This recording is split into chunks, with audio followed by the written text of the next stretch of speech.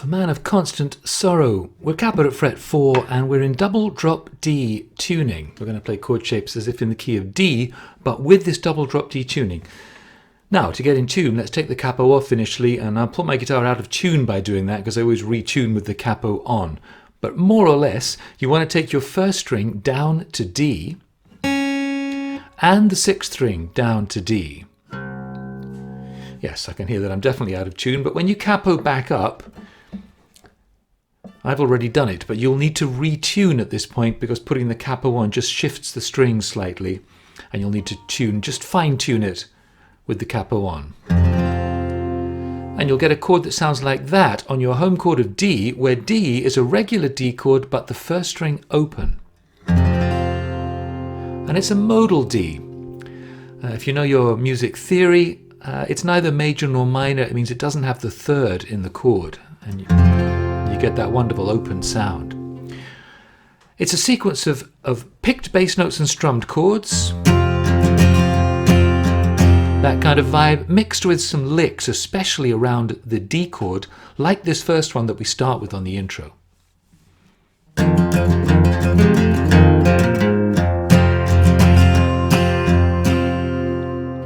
So that first lick starts with the index finger on the 5th string at the 3rd fret.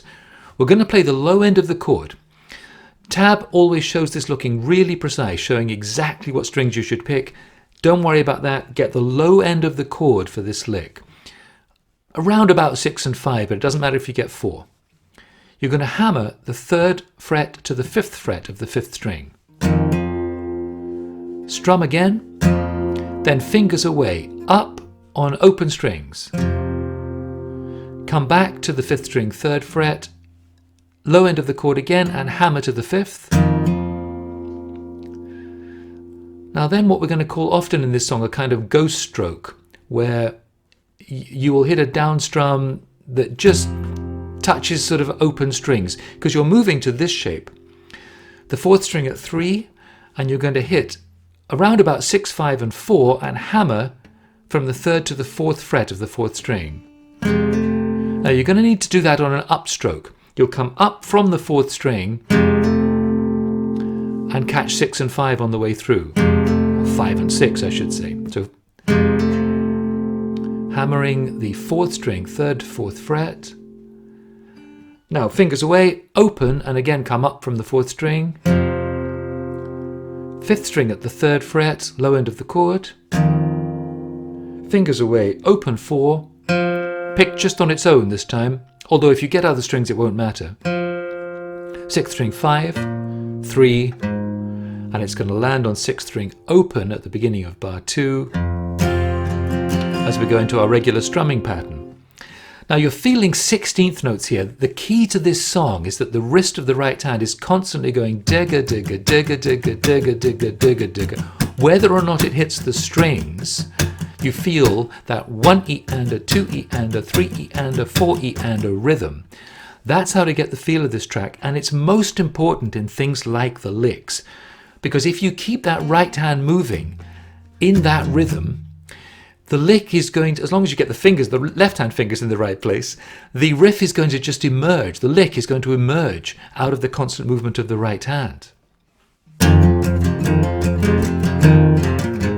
Let me do that again really slowly and watch how the right hand is constantly going down, up, down, up, down, up, down, up at the low end of the chord.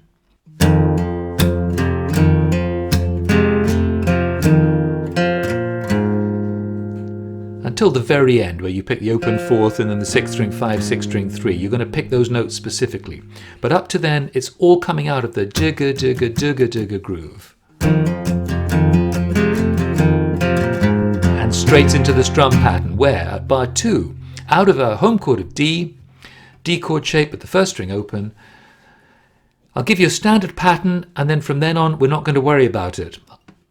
The standard pattern can be 6 down, 6 up, 6 down, 6 down, which is exactly what bar 2 shows on the tab.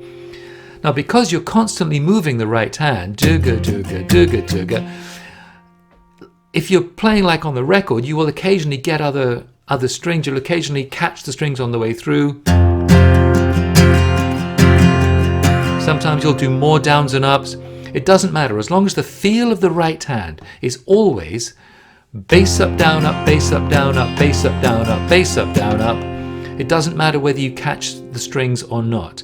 I'm suggesting a standard pattern just if it helps you, of bass down, bass up, down, up, bass down, bass down. Bass on a D chord is the 6th string. If you like that standard pattern, follow it on every chord that is strummed on this song, even though I will sometimes play different things. The count there would be 1 and 2 E and a 3 and 4 and you're beginning to sing at the end of that bar. Inconstant. Now we're going to go to an A chord. An A chord in double drop D tuning is a bar of the top 4 strings at the 2nd fret. We're going to play our standard strum pattern, except at the end we'll do something different, the end of the bar.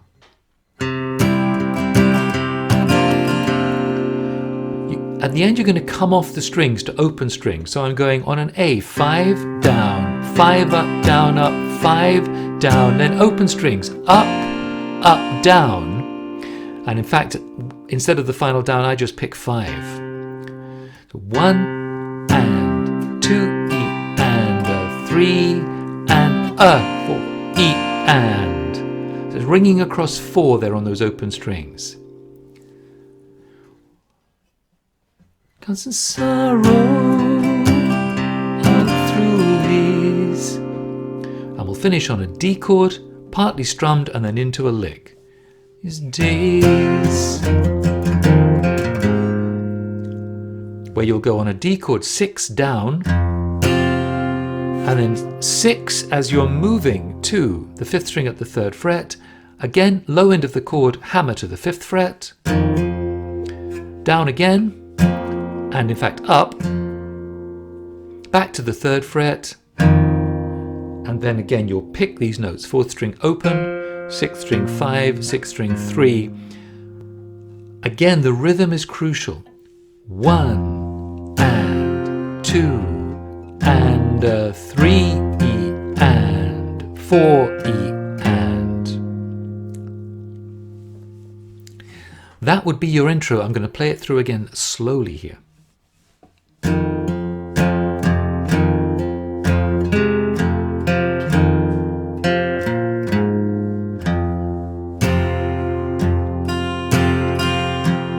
In constant sorrow,